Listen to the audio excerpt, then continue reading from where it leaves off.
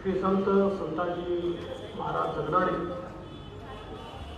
यांच्या चरणी मी नतमस्तक होतो आणि त्यांचा आशीर्वाद आपल्या सर्वांना मिळावा अशा प्रकारची त्यांच्या चरणी प्रार्थना करतो। आजच्या कार्यक्रमामध्ये या पुण्यतिथी सोहळ्याच्या निमित्ताने या ठिकाणी उपस्थित पूर्व नागपूरचे लोकप्रिय आमदार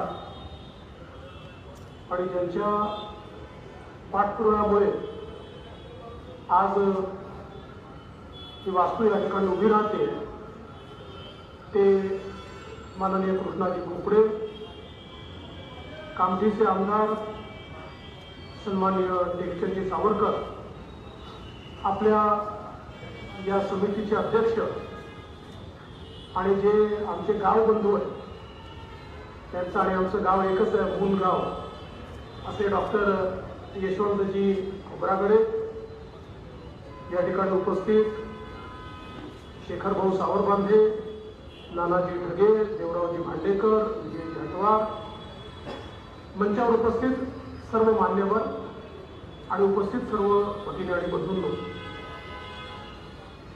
खऱ्या अर्थानं संत श्री संताजी महाराज जगनाडे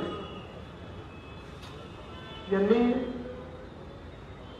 आमचा जो वारकरी वारसा आहे हा वारसा अत्यंत समृद्ध केला आणि विशेषतः जगद्गुरु तुकाराम महाराज यांनी फार मोठं विचाराचं धन आपल्याला दिलं। आपण नेहमी असं म्हणतो की या भागवत धर्माचा पाडवा हे माऊली ज्ञानेश्वर महाराज तर कळस हे जगद्गुरु तुकाराम महाराज। पण या तुकाराम महाराजांचे विचार हे खऱ्या अर्थानं लुप्त झाले असते जर संताजी महाराज त्या ठिकाणी नसते। आणि संताजी महाराजांनी त्यांच्या लिखाणातनं, त्यांच्या अभंगातनं ज्या प्रकारे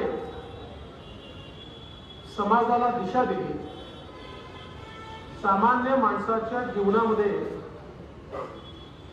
ज्या विचारांनी एक बळ मिळतं, ज्या विचारांनी प्रासंगिकता येते, ज्या विचाराने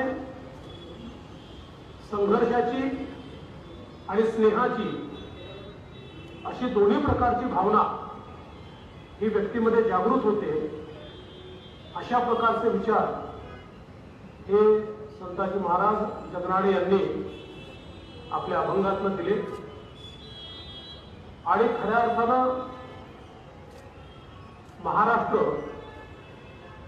हा देशातला सगळ्यात समृद्ध अशा प्रकारचं राज्य आहे। ते केवळ भौतिक प्रगतीमुळे नाही तर महाराष्ट्रातल्या या सर्व संतांनी आम्हाला जे आध्यात्मिक विचारधन दिलं, हे विचारधन कुठल्याही धनापेक्षा मोठं आहे। आणि म्हणूनच अगदी ज्या काळामध्ये परकीय आक्रमणं व्हायची किंवा आम्ही गुलामगिरीत होतो, त्याही काळामध्ये आमची संस्कृती, आमचे विचार, आमचा धर्म हा जिवंत राहिला। तो या संतांच्या विचारामुळे, त्यांनी दिलेल्या शिकवणीमुळे तो जिवंत राहिला। आणि म्हणून त्याचे उपकार हे आपण कधी विसरू शकत नाही।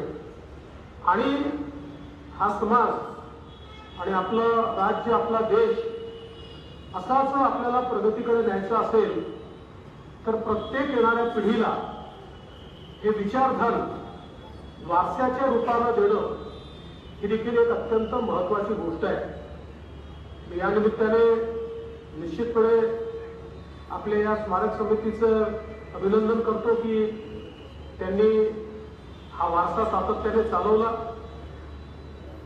खूप वर्ष मी आणि कृष्णा भाऊ सातत्याने आम्ही त्या ठिकाणी विधानसभेमध्ये संघर्ष करत होतो जागा मिळवण्याकरता। मग त्याच्यानंतर आपल्या सर्वांच्या आशीर्वादाने मला संधी मिळाली आणि कृष्णाभाऊचा फॉलोअप हा सगळ्यांना माहितीच आहे.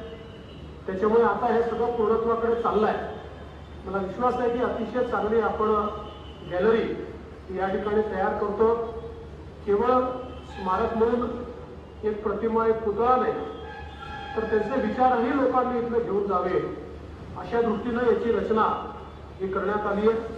निश्चित त्याचं काम लवकरच आपण पूर्ण करू.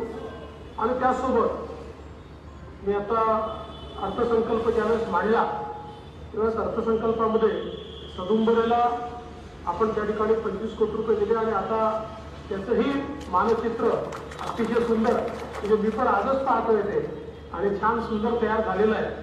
आणि ते आपल्या नागपूरमध्ये तयार झालं हे अधिक महत्त्वाचं आहे. त्यामुळे मला त्या गोष्टीचा देखील अभिमान आहे निश्चित. आणि केवळ 25 कोटी रुपये देऊन आपण थांबणार नाही आहोत, ही सुरुवात आहे. आपल्याला सदुंबरेचं जे स्मारक आहे हे जागतिक दर्जाचा वारसा सांगणारा स्मारक त्या ठिकाणी तयार करायचं आहे. त्यामुळे त्याला पुढे देखील जो काही निधी लागेल तो राज्य सरकारच्या वतीनं आम्ही निश्चितपणे उपलब्ध करून देऊ. आजच्या या निमित्ताने पुन्हा एकदा श्री संत संताजी महाराज जगनाळे यांच्या चरणी नतमस्तक होतो आणि त्यांच्या विचाराचा वारसा आणि ते विचारधन हे आपण सातत्याने पुढे घेऊन जाऊ अशा प्रकारची अपेक्षा व्यक्त करून मी माझे 2 शब्द संपवतो. धन्यवाद.